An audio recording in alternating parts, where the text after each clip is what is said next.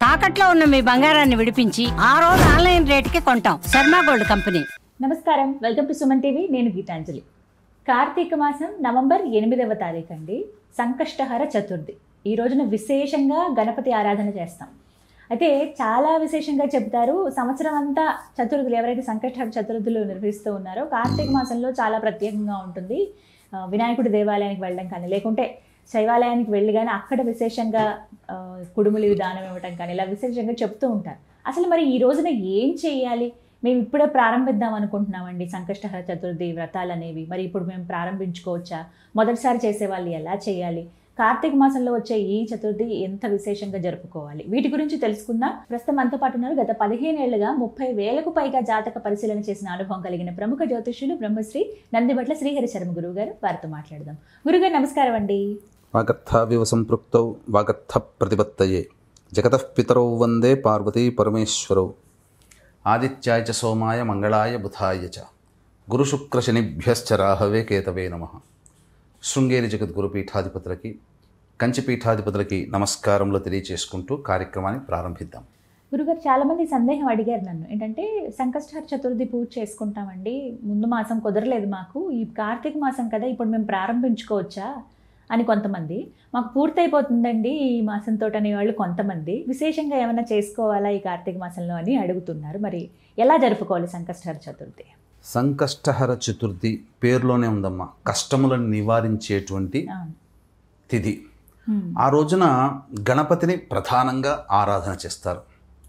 అయితే అనేక చోట్ల ప్రత్యేకముగా 2 విధాలుగా ఈ యొక్క వ్రత విధానాన్ని ఆచరించమని చెప్పబడి ఉంది.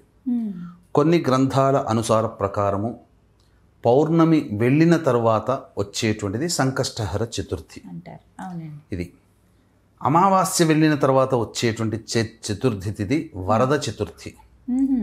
ఈ యొక్క రెండిటికి కూడాను ప్రధానంగా సూర్యాస్తమయం అనేటువంటిది స్పర్శ ఉండాలి. ప్రదోషకాల స్పర్శ ఈ తిథులకి ఉండాలి. ఉంటేనే దాన్ని ఆ విధంగా మనం చతుర్థి, సంకష్టహర చతుర్థి, వరద చతుర్థి అని చెప్పడం జరుగుతుంది. అయితే 21 వారాలు పట్టుకొని చెయ్యమని శాస్త్రం. ఈ 21 వారాలు కూడా ప్రతి నెల వచ్చే వరద చతుర్థి, సంకష్టహర చతుర్థి కలుపుకుంటే 10 నెలల 11వ నెల మొదటి వారంతో కల్లా కంప్లీట్ అయిపోతుంది. అందుకనే మనము గమనించుకున్నట్లయితే ప్రధానంగా అనేక సందర్భాలలో వినాయక చవితి సందర్భంగా, అలాగే మహాచతుర్థి సందర్భంగా, అంటే మీనరాశిలోకి రవి సంచారం జరుగుతున్నప్పుడు వచ్చేటువంటిది, ఆ విధంగా ఈ యొక్క సంకష్టహర చతుర్థి వ్రతాన్ని పట్టుకోవడం జరుగుతుంది. ఎవరెవరు ఈ యొక్క సంకష్టహర చతుర్థి వ్రతాన్ని ఆచరించాలి అని అంటే ఎల్లరూ కూడా ఆచరించవచ్చు. దీనికి కుల మత విచక్షణ, వయోభేదము, పూర్వ సువాసినులు అందరూ కూడా ఆచరించవచ్చు. ఈ యొక్క వ్రతాన్ని ఆచరించడం వల్ల మానవుడు సాధించలేనిదంటూ ఏదీ లేదు. బహుపుణ్యాన్ని సంపాదించేటువంటి యొక్క వ్రతాలలో ఈ యొక్క సంకష్టహర చతుర్థి అగ్రస్థానం ఉంటుందని చెప్పడంలో అతిశయోక్తి కాదు. శివరాత్రి రోజున, అలాగే ఏకాదశి రోజున ఏ విధంగానైతే మానవుడు సంపూర్ణముగా ఉపవాస నియమాన్ని పాటిస్తూ దైవనామస్మరణ చేసుకుంటాడో తత్సమానమైనటువంటి ఈ యొక్క సంకష్టహర చతుర్థి రోజున కూడా ఆ విధంగానే మానవుడు దేవతా యొక్క అనుగ్రహాన్ని పొందే ప్రయత్నం చేయాలి. కాబట్టి ఈ యొక్క దేవతా అనుగ్రహాన్ని పొందినటువంటి కారణం చేతనే నలదమయంతులు దాంపత్యాన్ని తిరిగి కోల్పోయిన దాంపత్యాన్ని పొందడం, పట్టాభిషేకం పొందడం, ఈ యొక్క వ్రతాన్ని ఆచరించిన కారణం చేతనే పాండవులకి కూడాను పట్టాభిషేకం జరగడం, ఇవన్నీ కూడా జరిగాయి. 1, 2 సమస్త విధములుగా బ్రహ్మకి కూడా సృష్టి ప్రారంభ సమయంలో అనేక ఇబ్బందులు ఎదురవుతాయి. ఈ వ్రతాన్ని ఆచరించి గణేశుని అనుగ్రహాన్ని పొంది సృష్టిని ప్రారంభించినటువంటి ఆటంకం లేకుండా అని చెప్పవచ్చు. ఇలా గణేశుడు అనంటే మనకందరికీ తెలిసిందే పార్వతీ తనయుడు. కానీ గణేశ ఉపాసన చేసేటువంటి వాళ్ళకి ఈ గణేశుడు ఎంతో కాలం నుంచి, ఆది నుంచి ఉన్నటువంటి వాడు అని చెబుతుంది. అతని రూపంలోనే ఈ యొక్క వినాయకుడు అవతరించడం ఇవన్నీ జరిగాయి. ఇక ఈ సంకష్టహర చతుర్థి గణేశుడు కాబట్టి ఈ రోజున నియమాన్ని అంటూ పాటించాలమ్మా. ఉదయాన్నే కాలకృత్యాదులు తీర్చుకొని చక్కగా ఇంట్లో దీపారాధన చేసి శ్వేతార్క గణపతి కానీ తామ్ర గణపతికి కానీ అలాగే ఇత్తడి గణపతికి కానీ వెండి గణపతిని కానీ విగ్రహాన్ని చక్కగా అభిషేకము గంధ పుష్పాదులతో అలంకరించి పుష్పమాల వేసి ఆ యొక్క గణపతి అష్టోత్తరముతో పూజ చేయాలి. అష్టోత్తర పూజ చేసి ధూపదీప నైవేద్యాలు ఇవ్వాలి. అలాగే దగ్గరలోని దేవాలయానికి చేరుకొని ఆ గణేశునికి అభిషేకము గరిక సమర్పించి అర్చన చేయించుకోవడం ఇవన్నీ చేయాలి. ఆ రోజంతా కూడాను ఉపవాస నియమాన్ని పాటించమని చెప్పబడింది. పండ్లు పాలు తీసుకోవచ్చు, తప్పేమీ లేదమ్మా. ఉపవాస నియమాన్ని పాటించి తదనంతరం దైవనామస్మరణ చేసుకుంటూ వీలైనంతగా శక్తి కొలది దాన కార్యక్రమాలు ఆ మధ్యాహ్నం 12 గంటల లోపల చేయాలి. కార్తీక మాసంలోనే పట్టుకున్న చాలా విశేషం. ఎందుకనంటారా, ఇప్పుడు ఆ యొక్క సంబంధించినటువంటి శనివారం అయింది. శివకేశవులకి సంబంధించినటువంటి రోజు అది. ఈ మాసం అంతా కార్తీక మాసం. శనివారం సాధారణంగా విష్ణువుని ఆరాధన చేసి ఒక పొద్దు ఉంటారు. అలాగే శనివారం ఆ రోజు ఉన్నటువంటి తిథి తదియ తిథి, గౌరీదేవికి సంబంధించినటువంటి తదియ తిథి. ప్రదోష కాలానికి చతుర్థి ఉంటుంది. తర్వాత ఆ రోజు ఉన్నటువంటి నక్షత్రము మృగశిర నక్షత్రము. సుబ్రహ్మణ్య స్వామి జ్ఞానాన్ని ప్రసాదించేవాడు. ఆయన నక్షత్రం అంటే కుజుడు అధిపతి, కుజునికి అధిష్టాన దేవత మళ్ళీ సుబ్రహ్మణ్య స్వామి. ఇక గమనించుకున్నట్లయితే యోగములు 27 యోగాల్లో శివయోగం ఉంది సాయంకాలం 6:35 వరకు. కార్తీక మాసములో 27 యోగాలు, 27 నక్షత్రాలు ఉన్నట్టుగానే 27 యోగాలు ఉంటాయి. ఆ యోగాలలోకెల్లా శివయోగము చాలా గొప్పది. అటువంటి శివయోగము ఈ యొక్క కార్తీక మాసంలో ఉండే సంకష్టహర చతుర్థి ఉండడం. ఎందుకంటే శనివారం రావడము, శివయోగం ఉండడం, ఈ కార్తీక మాసంలో ఉండే సంకష్టహర చతుర్థి చాలా ప్రత్యేకమైనటువంటిది. వివిధ దేవతా అనుగ్రహాన్ని ఏకకాలంలో సంపాదించుకునేటువంటి రోజు.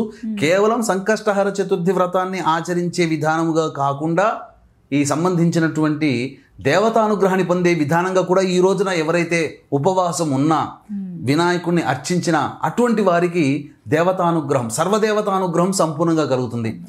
గుర్తుపెట్టుకోండి వీక్షించేటువంటి ప్రేక్షకులు కూడా, శివయోగము, ఆ యోగము చాలా ప్రభావవంతమైనది. ఆ రోజున ఆ విధంగా చెప్పిన విధంగా ఆచరించి ప్రదోషకాల సమయానికి దగ్గరలోని దేవాలయానికి చేరుకోవాలి. వీక్షించేటువంటి ప్రేక్షకులు కూడా గమనించాల్సినటువంటిది, ఈ యొక్క 3వ కార్తీక సోమవారము కృష్ణ త్రయోదశి తిథి ఉన్నటువంటి రోజు, చిత్తా నక్షత్రం ఉన్నటువంటిది. ఆ రోజున ప్రతి మానవుడు కూడా ఏదో ఒక సమస్యతో బాధపడుతూ ఉంటుంటాడు. ప్రతి పనిలో అపజయమే తప్ప విజయం ఉండదు. ఒక అడుగు ముందు వేస్తే వెనక్కి 2 అడుగులు.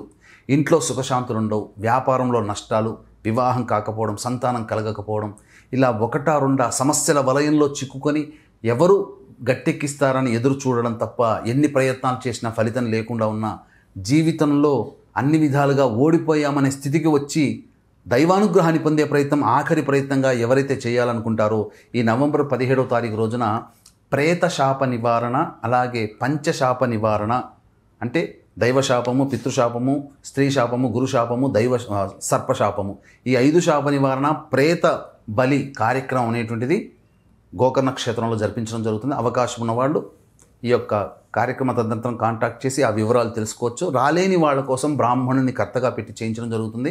అయితే చాలామంది ఈ మధ్య కొన్ని నక్షత్రాల్లో జన్మిస్తే ఈ యొక్క ప్రేత దోషము అని చెప్తున్నారు. అది చాలా తప్పు. అలాగే స్వయంగా ఎవరికి వాళ్ళు స్వయంగా వెళ్ళినటువంటి వాళ్ళకి అక్కడ తూతూ మంత్రంగా పురాణోక్తంగా చేయిస్తున్నారు. కాబట్టి మనమైతే సశాస్త్రీయ విధానంగా దగ్గరుండి చేయిస్తాం.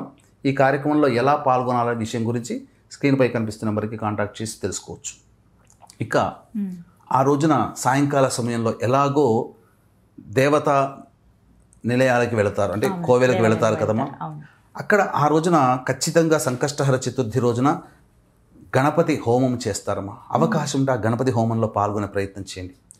పొద్దున్నే చేసేటప్పుడు 7 పిడికిళ్ళు, అంటే 7 అయినా కానీ 3 పిడికిళ్ళు అయినా కానీ బియ్యము ఆ స్వామి దగ్గర పెట్టాలి పొద్దున పూట.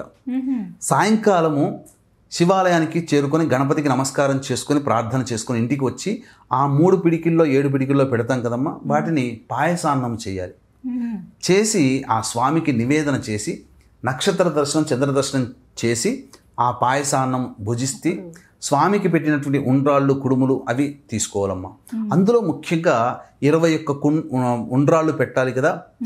10 ఎవరైనా కానీ వచ్చినటువంటి వాళ్ళకి బ్రాహ్మణునికి దానం చేయాలి. అలాగే ఆ 10 ఎవరికైనా కానీ అందించాలి, అంటే ప్రసాదంగా ఇవ్వాలి. ఆ 1 తాను భుజించవచ్చు. ఈ విధంగా చేసినటువంటి మానవుడికి ఆ యొక్క సంకష్టహర చతుర్థి వ్రతాన్ని ఆచరించిన ఫలితం.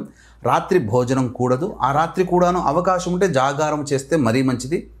లేకపోయినా ఈ యొక్క వ్రత విధానాన్ని ఆచరించినటువంటి మానవుడికి ఎంతో గొప్పదైనటువంటి విజయాలు తదనంతర కాలంలో జరుగుతాయమ్మా. ఇది ఆచరించి ఫలితం పొందిన వాళ్ళే అనుభవిస్తే తప్ప మనం మాటల్లో వర్ణించలేం. ఆ యొక్క తెలిసి తెలియక అజ్ఞానముతో సంకష్టహర చతుర్థి రోజున ఉపవాసం ఉన్నటువంటి కారణం చేతనే ఒక స్త్రీమూర్తి గణేశ లోకానికి చేరుకోగలిగింది. కేవలం ఒక్కసారి ఉన్నందుకే. మరి కలియుగంలో ఇంతటి ఉత్కృష్టమైనటువంటి పుణ్య ఫలితం, శివరాత్రితో ఉపవాసం ఉంటే పూజ చేస్తే ఎటువంటి పుణ్య ఫలితాన్ని, ఏకాదశి వ్రతాన్ని ఆచరిస్తే ఎటువంటి పుణ్య ఫలితం ఉంటుందో అంతే సమానమైనటువంటి గణేశ సంబంధించినటువంటి సంకష్టహర చతుర్థిని ఆచరించినటువంటి అంతే వాసి పుణ్యం కలుగుతుంది అని చెప్పడంలో ఏమాత్రము సందేహం లేదు. చాలా విశేషం. ఈరోజు చక్కగా వివరించారని ధన్యవాదాలు. సర్వం శ్రీ ఉమామహేశ్వర పరబ్రహ్మార్పణమస్తు.